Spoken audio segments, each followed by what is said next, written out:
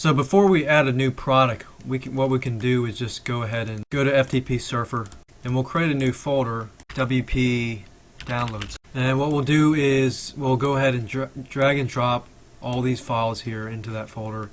And while it's downloaded, we'll go ahead and create a new product. So now that we're logged into aMember, and we click on Manage Products, we'll click on Add New Product. Adding a new product actually doesn't need to be that hard. It actually is quite simple.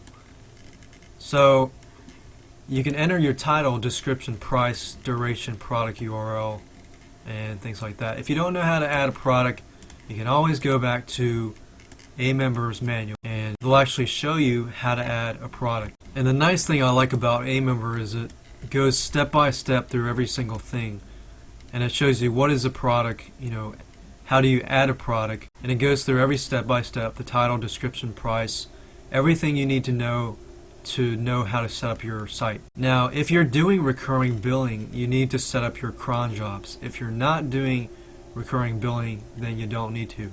In this case, we got a membership site, and what we're going to do is we're just going to add products to it one by one. So since our membership site is quite simple and basic, we can do something like, we'll call it WordPress Training Membership. This membership gives you access, and we'll charge something like $67, and it says duration. It says you can enter a certain date. If you don't know what a duration is, you can always go back to this manual, find what it is. It's a length of time for which a subscriber will be able to access the protected content. So basically, how long can he or she access the content? Let's say for the example of this, a several years span of this membership site.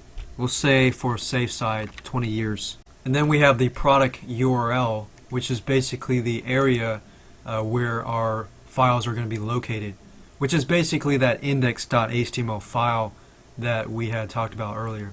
So this file currently is going to be located here.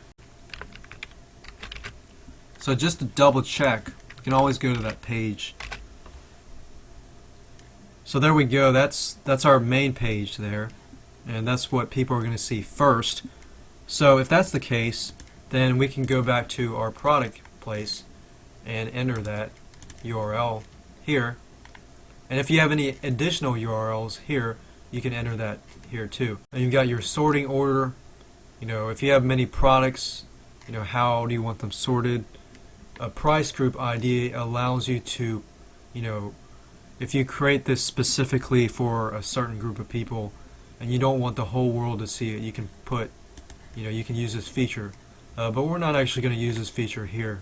If you want to, you can actually display an agreement, which is nice because if you have a privacy policy or some sort of policy, refund policy, like no refunds or something like that, you can post a display agreement which requires somebody to read the agreement or say yes that they read it, which in the long term, for legal purposes, you protect yourself in that situation. So if you scroll down here, and we don't actually need to use recurring billing or anything like that, so we can just scroll down and click on save. Now that we actually have a product here that we've added and we have a folder, we want to protect that folder from people outside, but basically people who are not members. Now if they are a member, then we can actually detect that with the script automatically by doing this.